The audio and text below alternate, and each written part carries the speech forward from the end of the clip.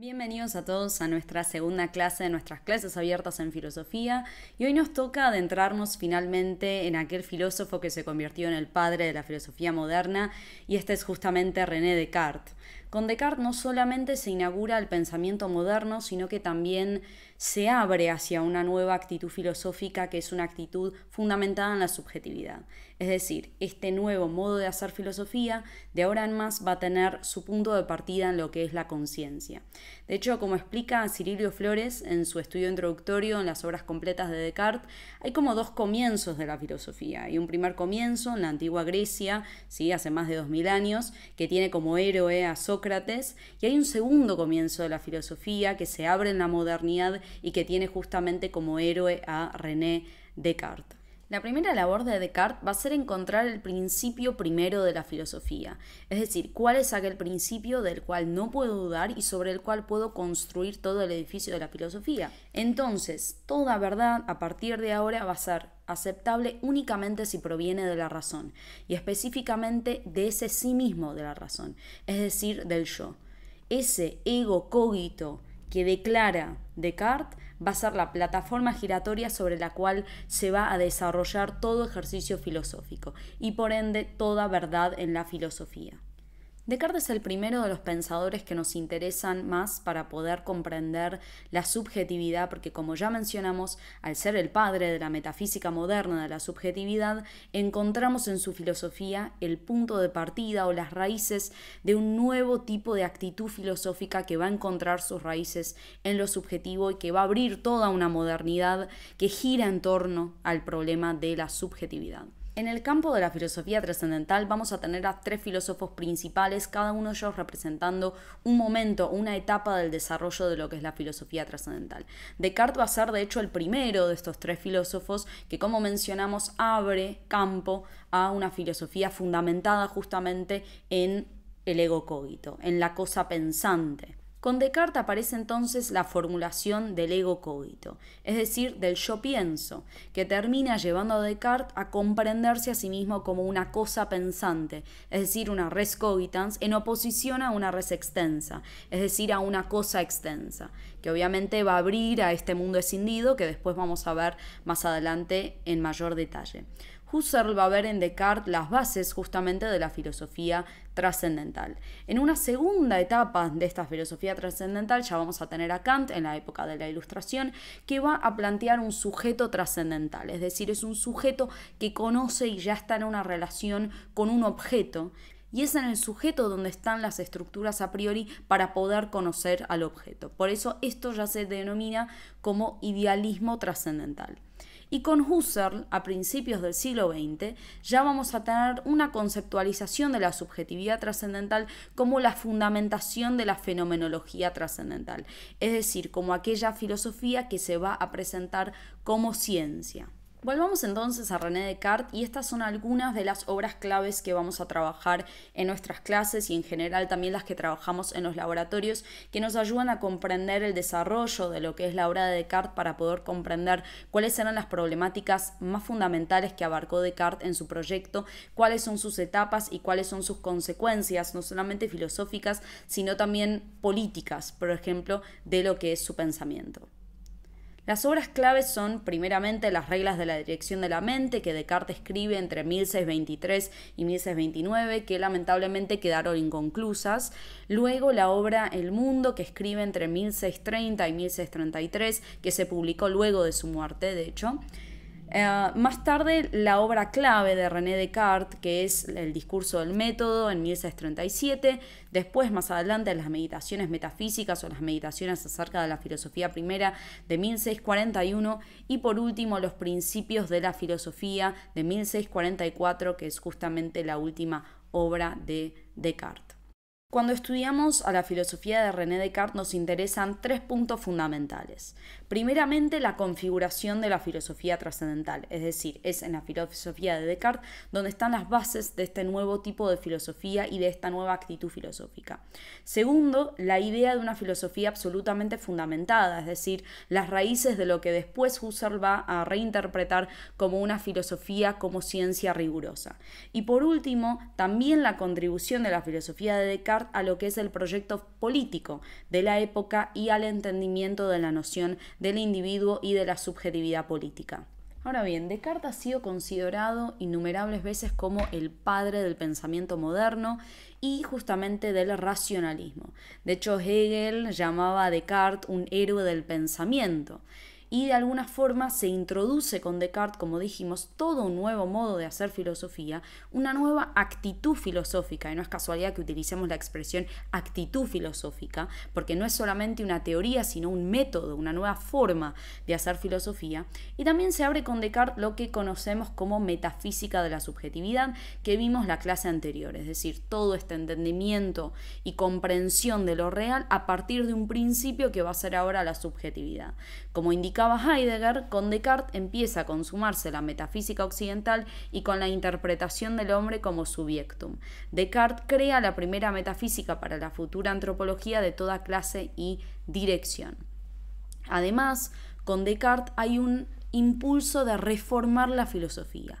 Hay que volver a edificar la nueva arquitectura del saber, la nueva arquitectura de la filosofía, ahora sobre cimientos fuertes y sólidos. Es decir, hay que reconstruir la filosofía y para eso hay que derribar el edificio que hasta entonces fue construido sobre bases endebles. Como dice el propio Descartes, mi propósito no era otro que afianzarme en la verdad, apartando la tierra movediza y la arena para dar con la roca viva o la arcilla. Es decir, el proyecto de Descartes es un proyecto de reforma de la filosofía, pero para refundamentar la filosofía. El conocimiento filosófico tiene que ser absolutamente fundamentado para Descartes, sobre una base que tiene que tener principios claros, principios evidentes, principios apodícticos, sin ninguna posibilidad de sospecha. Descartes describe justamente a la filosofía como el conocimiento de la verdad por sus primeras causas, es decir, el conocimiento de la sabiduría. Como decía Hegel, con Cartesio entramos en una filosofía propia, independiente, que sabe que procede sustantivamente de la razón y que la conciencia de sí es un momento esencial de la verdad. Esta filosofía, erigida sobre bases propias y peculiares, abandona totalmente el terreno de la teología filosofante, por lo menos en cuanto al principio, para situarse del otro lado. Aquí ya podemos sentirnos en nuestra casa y gritar al fin tierra. Entonces, si la filosofía tiene un nuevo punto de partida, el principio de lo divino como punto de partida ya es insostenible, es decir, partimos del ejercicio filosófico de otras bases que ya no son las bases divinas, no son las bases de las Sagradas Escrituras, sino que las bases están ahí en el ego cogito, están en el yo pienso, están en mi propia actividad individual, racional, subjetiva, para poder alcanzar esas verdades absolutas. Hay un elemento clave en la filosofía cartesiana que es justamente la introducción del método. El método es quizás lo que caracteriza más la filosofía de René Descartes, justamente por haber introducido una metodología para ese ejercicio filosófico. Por eso es que antes hablamos también de una actitud filosófica, porque el método es de hecho un método de alguien concretamente, de alguien particular, de un individuo, ¿sí? Y tiene que ver con una nueva actitud hacia la propia filosofía. El método es una deducción metafísica especulativa que se conoce justamente como la duda metódica, porque implica la actitud de la duda. Esta duda, y esto hay que marcarlo, no es una duda escéptica, sino que es el primer momento del método, es decir, es una parte necesaria del método, pero no es la totalidad del método, sino es solamente su punto de partida. Y es radicalmente constructiva esta duda metódica, porque el objetivo último es el de alcanzar el conocimiento, que es un conocimiento universal. Como dice el propio Descartes, el método es necesario para la investigación de la verdad de las cosas y entiendo por método reglas ciertas y fáciles, mediante las cuales el que observa exactamente no tendrá nunca nada falso por verdadero, y no empleando inútilmente ningún esfuerzo de la mente, sino aumentando siempre gradualmente su creencia, llegará al conocimiento verdadero de todo aquello que es capaz. Y como indica también en los principios, llegué a arrancar de mi espíritu en todo ese tiempo cuántos horrores pudieron deslizarse anteriormente. Y no es que imitar a los escépticos que dudan solo por dudar y se les da siempre por irresolutos. Por el contrario, mi propósito no era otro que el de afianzarme en la verdad, apartando la tierra movediza y la arena para dar con la roca viva o la arcilla. Entonces, el método, el uso del método, es decir, la duda metódica, implica un camino racional para acceder a la verdad. El camino racional es de hecho el único para acceder a la verdad según Descartes, en oposición a lo sensorial, es decir, necesitamos utilizar a la razón como el camino hacia la verdad, descartando a los sentidos, que como dice la famosa expresión de Descartes, si nos han engañado alguna vez es que podrán volver a hacerlo, ¿no? Entonces hay que afianzarse en el camino racional. Y además, el método, la duda metódica, no solamente es un camino racional, sino que también es un camino individual. Porque la verdad la tiene que alumbrar el individuo desde sí mismo.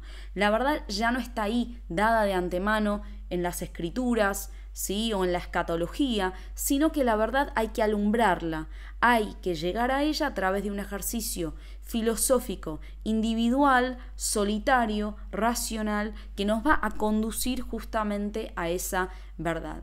Y esto también explica por qué el estilo de filosofar de Descartes es un estilo extremadamente autobiográfico, es decir, Descartes está constantemente introduciendo detalles sobre su propia vida, su propio camino sobre el método, sus propios sentimientos, su propia experiencia personal, su experiencia de la niñez, su experiencia en el ejército de Bavaria. Es decir, todos estos acontecimientos personales contribuyen justamente no solamente a la constitución del método, sino también a esta exposición del sistema cartesiano como un sistema que todos los individuos pueden atravesar y pueden hacer uso justamente para llegar a la verdad de las cosas. Como decía el propio Descartes, debemos dudar de las cosas y tenemos que hacerlo por lo menos una vez en la vida y lo antes que sea posible.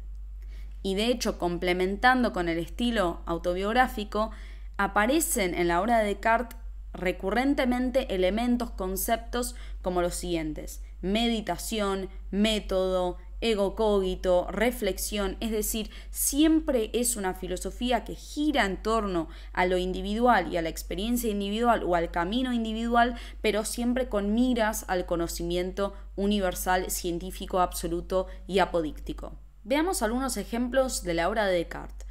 Hace ya algún tiempo que advertí cómo desde mis primeros años había recibido por verdades una cantidad de falsas opiniones y que aquello que después he fundamentado sobre principios tan mal asegurados no podía ser sino muy dudoso e incierto, de manera que me hacía falta intentar seriamente una vez en mi vida deshacerme de todas las opiniones a las que hasta entonces había dado crédito y comenzar todo de nuevo desde sus fundamentos si quería establecer algo firme constante en las ciencias. Y otro ejemplo: por todo ello, si deseamos entregarnos con seriedad al estudio de la filosofía y a la investigación de todas las verdades que somos capaces de conocer, debemos liberarnos en primer lugar de nuestros prejuicios y debemos rechazar todas las opiniones que hemos recibido a lo largo de otra época de nuestra vida, en nuestra creencia, hasta que las hayamos examinado de nuevo. A continuación, realizaremos una revisión de todas las nociones que poseemos y solo recibiremos como verdaderas aquellas que se presentan clara y distintamente a nuestro entendimiento. Y como reafirma Descartes, es imposible que alguien aprenda estas cosas por otro medio que por sí mismo, ni que se convenza de ellas de otro modo que por su propia experiencia y por la conciencia o testimonio interno que cada cual experimenta en sí mismo cuando las considera. Entonces, hablamos ya en términos generales de la filosofía cartesiana y de su importancia en lo que es la constitución de la modernidad. Hablamos de la introducción del método como esta nueva metodología de hacer filosofía, y ahora vamos a hablar finalmente del principio primero al cual llega Descartes para poder fundamentar toda su filosofía, que es justamente la del ego cogito, es decir, el yo pienso. Dijimos entonces que Descartes, a través de la duda metódica, pone todo en duda, que ahora vamos a ver algunos detalles de cómo lo hace, cuál es este método, y llega justamente a través de este ejercicio de autorreflexión y de meditación a la verdad última, es decir, a aquello de lo cual no puede dudar en lo absoluto. Y es justamente del hecho de que él mismo duda. Y si duda, piensa, y si piensa, entonces existe. Dice Descartes: yo soy, yo existo. Esto es cierto, pero ¿por cuánto tiempo? A saber, por el tiempo que piense, por tal vez sea posible que si yo dejara de pensar, cesara al mismo tiempo de ser o de existir. Es decir, que la fundamentación del ser se está justamente basando en lo que es el pensar. Descartes se define a sí mismo como una cosa pensante, como una res cogitans, en oposición de lo que es justamente la res extensa o la cosa extensa. Como dice Descartes, conocí que yo era una sustancia cuya esencia y naturaleza toda es pensar y que no necesita para ser de lugar alguno ni depende de alguna cosa material. Dice Descartes en el discurso del método, no podríamos dudar sin existir y este es el primer conocimiento cierto que se puede adquirir. En tanto rechazamos de forma todo aquello de lo que podemos dudar e incluso llegamos a fingir que es falso, fácilmente suponemos que no hay Dios, ni cielo, ni tierra, y que no tenemos más cuerpo, pero no podríamos suponer de igual forma que no somos mientras estamos dudando de la verdad de todas las cosas, pues es tal la repugnancia que advertimos al concebir que lo que piensa no es verdaderamente al mismo tiempo que piensa, que, a pesar de las más extravagantes suposiciones, no podríamos impedirnos creer que esta conclusión yo pienso, luego soy, sea verdadera, y en consecuencia la primera y la más cierta que se presenta ante quien conduce sus pensamientos por orden. Entonces, si Descartes se concibe a sí mismo como una res cogitans, es decir, una cosa pensante, esto dijimos que se hace en oposición a la res extensa, es decir, la cosa extensa, la cosa material. Esto inaugura lo que se conoce como el famoso dualismo cartesiano, es decir, un mundo dividido entre res extensa y res cogitans. Un mundo dividido entre la cosa psíquica, la cosa pensante y la cosa material, la naturaleza, el mundo y demás. Este famoso dualismo va a ser justamente uno de los pilares de lo que es la metafísica de la subjetividad y que muchas filosofías posteriores de subjetividad van a tratar de resolver o de superar. Y uno de los métodos que había utilizado Descartes para poder dudar de las cosas es la famosa formulación del genio maligno. Es decir, Descartes dice, imaginemos por un momento que hay un genio maligno que me engaña de la existencia de todo lo que me rodea, incluso mi propio cuerpo. Aunque todo lo que existiera, que tengo a mi alrededor, sea falso, es decir, no existe, porque hay un genio que me está engañando todo este tiempo, hay algo de lo cual no puedo dudar y es que en este mismo momento que estoy dudando de las cosas, estoy en realidad existiendo, porque justamente al dudar pienso y si pienso entonces existo. Es decir, aunque todo lo que me rodea sea falso, hay algo que no puede ser falso y es el hecho de que estoy dudando. Entonces, dudar es lo absolutamente verdadero y dudar es justamente pensar. El pensar es el fundamento de mi ser. O sea, hay una ontología fundamentada en el conocimiento epistemológico que Descartes tiene de sí mismo. ¿Y por qué hablamos del comienzo de la metafísica de la subjetividad? Y acá estaríamos relacionando lo que estamos viendo con nuestra clase anterior. Y es que justamente, si desde ahora el fundamento de lo que existe es mi yo, ya no es el hipokeimenon, por ejemplo, como era para Aristóteles, sino que ese fundamento de lo real, y no se olviden que la metafísica es la disciplina que se encarga de comprender esos principios a través de los cuales ordenamos, entendemos y conocemos lo real. Entonces, si ese fundamento ya no es el hipokeimenon, o no es una sustancia, o no es algo que está en las cosas, sino que es mi propio yo, entonces hablamos de una metafísica, ya no del ser, sino metafísica de la subjetividad, porque es en la subjetividad, o más específicamente en el ego cogito, en el pensar, en el ego, donde están los fundamentos de la metafísica, es decir, los fundamentos a través de los cuales yo conozco lo real. Por eso es que empezamos a hablar del subjectum. Como dijimos, la palabra viene del latín, ¿no? Sub, lo que está por debajo, y ectum, lo eyectado, es decir, el fundamento, lo que está en la base de lo arrojado, de lo que existe. El individuo, entendido como subjectum, es justamente el principio metafísico de comprender lo real. Porque, de nuevo, los principios para poder comprender lo real no están en las cosas, sino que ahora están en el sujeto, donde es el punto de partida para poder comprender lo real y establecer los principios metafísicos para poder comprender lo real. Como dice Alain de Libera en La invención del sujeto moderno, el subjectum designa la totalidad de las cosas, pues es lo fundamental y por ello siempre está presente en ellas. Es el soporte, el sustrato de las cualidades o de accidentes. Dicho de otra manera, es una sustancia, un constituyente, existente por sí mismo, estable y permanente de la realidad física.